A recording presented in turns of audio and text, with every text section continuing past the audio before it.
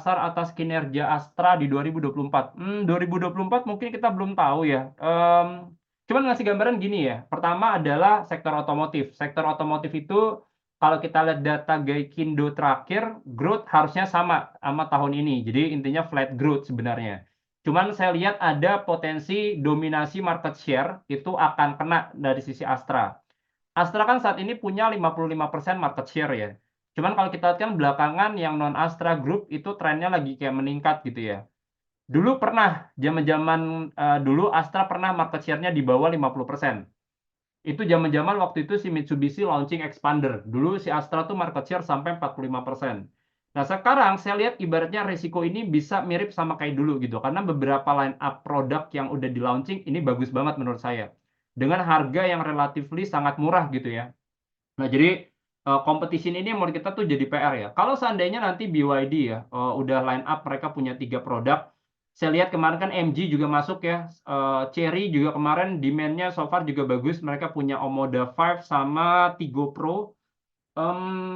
Wuling agresif juga, mereka masuk Bingo juga, baru masuk juga sama si REV. Ini yang menurut kita tuh jadi kayak tough ya, karena kan kalau kita lihat emang di Indonesia ini perspektifnya margin buat kayak mobil Jepang itu tuh lumayan tinggi, lumayan gede gitu ya. Makanya China bisa masuk ke situ. Nah, ini yang menurut kita tuh lumayan berat ya.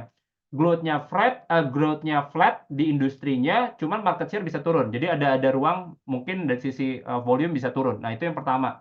Kedua, UT ya atau United Tractor. Nah, UT itu tuh sebenarnya kalau kita ngelihat dari sisi bisnis, mereka ekspektasi buat penjualan alat berat tahun depan tuh bakal turun 25%. Kalau nggak salah tuh jadi sekitar 3.000 atau 4.000 unit ya. Jadi intinya kenapa si penjualan alat berat ini turun?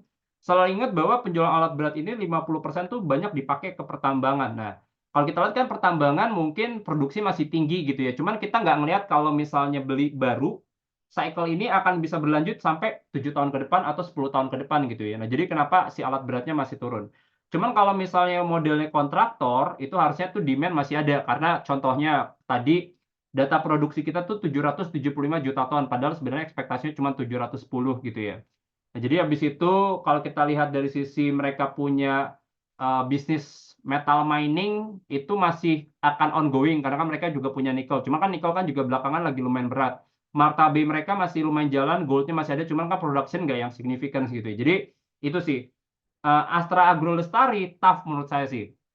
Karena saya emang nggak terlalu favorable buat saya CPO ya. Karena saya pernah state juga bahwa demand buat vegetables oil sini, palm oil ini secara struktural pelan-pelan akan ada shifting gitu ya. Karena kalau kita tren belakangan, contohnya kayak rapeseed, soybean itu tuh lagi lumayan meningkat sih, lagi bagus ya.